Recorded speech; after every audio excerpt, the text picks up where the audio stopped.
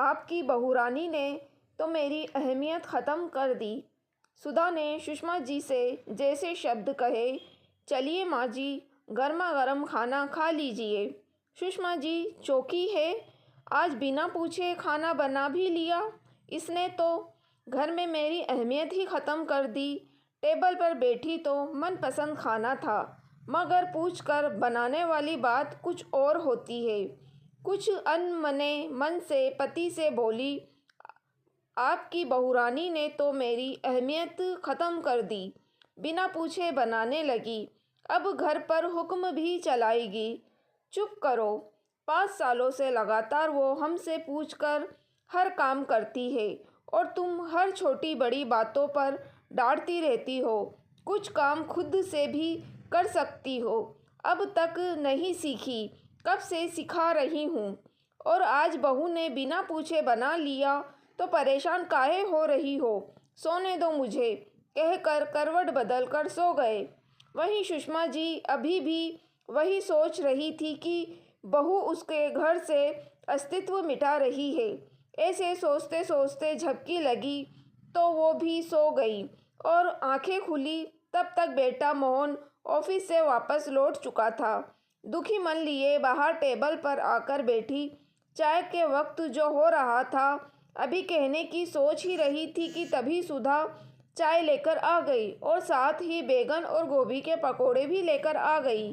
बैगन और गोभी के पकोड़े सुषमा जी के फेवरेट हैं, मगर फिर वही पूछ कर बनाते तो स्वाद और बढ़ता।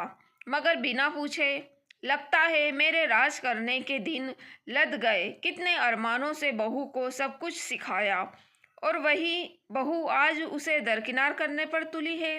आंखों में आंसू लिए मन महसूस रही थी कि सुधा एक गिफ्ट नुमा पैकेट लेकर आई और सुषमा जी को देकर पैर छूते हुए बोली, आशीर्वाद दीजिए मम्मी जी।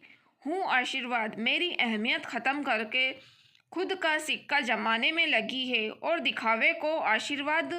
मन में कुढ़ते हुए सुषमा जी सोच रही थी, ये किस लिए? आज ना तो मदर्स डे है, ना मेरा जन्मदिन है और ना ही कोई दिन त्योहार। सुषमा जी गुस्से में बोली, सुधा मम्मी जी, ये तो एक गुरु के श्री चरणों में एक शिष्य का प्यार और सम्मान है। मम्मी जी पिछले 5 सालों से आपके छत्र छाया में घर बाहर के खाने पीने और रहन सहन के गुरु मंत्र सीख रही हूँ। कोशिश करती रही कि सब कुछ सीख लूँ, मगर कुछ न कुछ भूल ही जाती थी और आपसे पूछने चली आती थी। ये बोल रहे थे एक दिन माँ की पसंद नापसंद का खाना बनाओ, बिना पूछे उनसे सभी काम करो, बिल्कुल एक परीक्षा की भांति, और फिर माँ यानी अपनी गुरु से परिणाम मतलब रिजल्ट लो, देखो तुम उनकी परीक्षा में पास होती हो या फेल। वैसे मैं आपको बता दूं, आपके दिए निर्देश मेरे जीवन में एक वो कुंजी का काम करते हैं जो किसी भी ताले को खोल सकती है। तो मैं आपसे पूछे बिना कोई काम नहीं करना चाहती। सुषमा जी अब तक सब समझ चुकी थी।